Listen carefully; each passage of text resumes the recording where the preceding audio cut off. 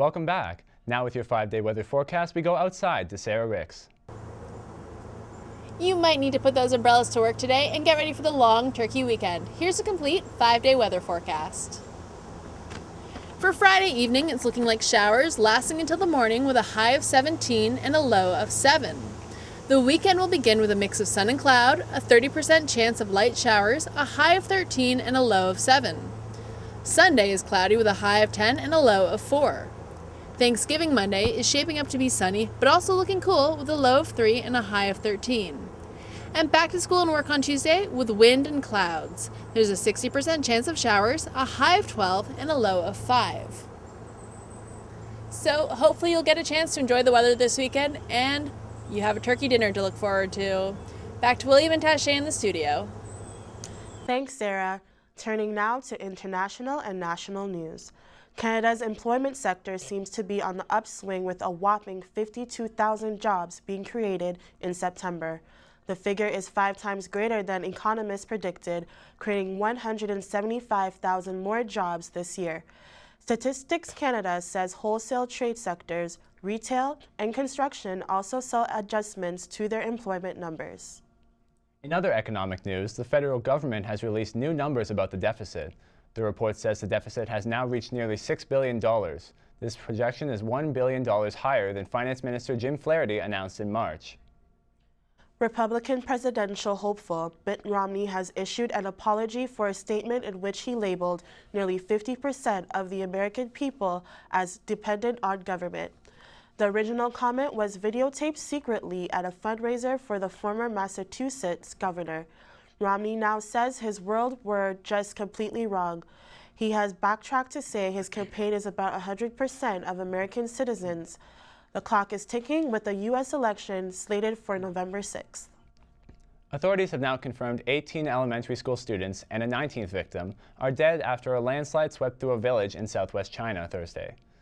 800 residents were relocated from their homes when the hillside collapsed in the province of Yunnan. Students were attending the school during a scheduled national holiday in order to make up for lost time after an earthquake on September 7th. Families of this week's victims have already been granted 20,000 yuan as condolences, which comes out to just over $3,000 American. The United Nations Security Council has approved a statement condemning Syria's actions against Turkey. 5 women and children were killed by Syrian shells after cross-border tensions escalated between the two countries Wednesday. Syria formally apologized for the attack, reassuring the UN that such an incident would never happen again. The Council overcame divisions between Syria's ally, Russia, and the United States to issue the statement.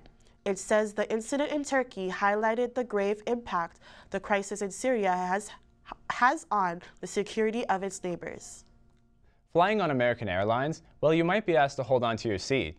Dozens of flights have been delayed as the company tries to fix faulty seats that could pop loose during flight. 48 Boeing 757s were taken out of service after seats came loose on 3 newly refurbished planes. The seats had been removed and reinstalled. 50 flights were canceled on Thursday and 44 were canceled today to handle repairs. Airline officials say planes should be resuming their regular service on Saturday. Health officials are warning consumers about a possible contamination of Indian brand aged white cheddar popcorn that contains listeria. The Canadian Food Inspection Agency says the affected production have best before dates of February 15th and 25th, 2013. It comes from the U.S. and was sold in Ontario and other provinces. There are no known reports of illness from the product. A new U.S. study says drinking over 3 cups of coffee per day could increase your risk for vision loss or blindness. Researchers say even drinking coffee in moderation could increase your chances of developing glaucoma. Glaucoma occurs when tubes in the eye do not drain properly, causing a pressure buildup. Other items containing caffeine, such as pop, tea, and chocolate, do not seem to have an impact on sight. Women with a family history of glaucoma also showed an elevated risk. The study recommends people who drink more than 3 cups of Java per day reduce their consumption. And now with your sports news, here's Elton Hobson.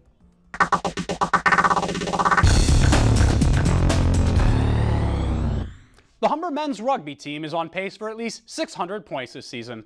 The Hawks destroyed their second-place rival, the Georgian College Grizzlies, 116-0. This is the 4th game in a row that Humber has beaten its opponents by 100 points. Humber now has a 2-week break before taking on Mohawk at home on the 20th. The Humber women's fastball team is in Regina this weekend for the national championships. The women play the University of Calgary, SAIT, and the University of Saskatchewan tomorrow. Playoff games will follow on Sunday and Monday. The MLB wildcard playoffs go tonight, and it all starts at 5:07 p.m. at Turner Field in Atlanta. The Braves will send Chris Medlin to the mound, while St. Louis will counter with Kyle Loesch.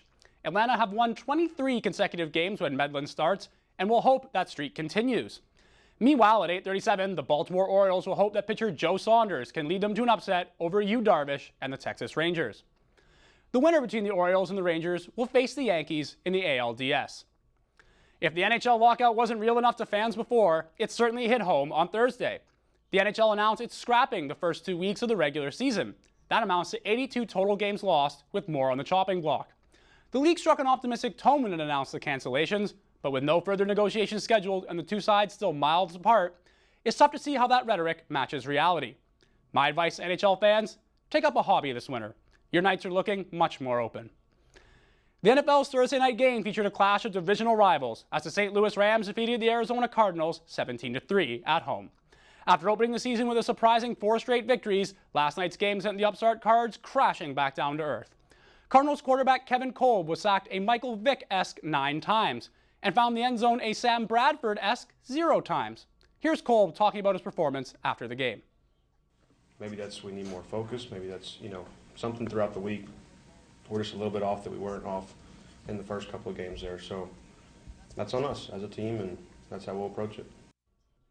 Speaking of Sam Bradford, he actually did find the end zone last night, twice, including a 52-yard bomb to rookie Chris Givens to put the game away. Puerto Rican featherweight boxer Orlando Cruz has caused a stir in the combat sports world with his declaration that he is gay. Cruz is set to face George Pezos on October 19th in a fight that could launch him into a major world title fight. Were that to happen, his coming out could be a lightning rod of controversy among some boxing fans. That's it for sports. Back to you in the studio. Thanks, Elton. After the break, we'll get the latest in entertainment from Erica Panacci.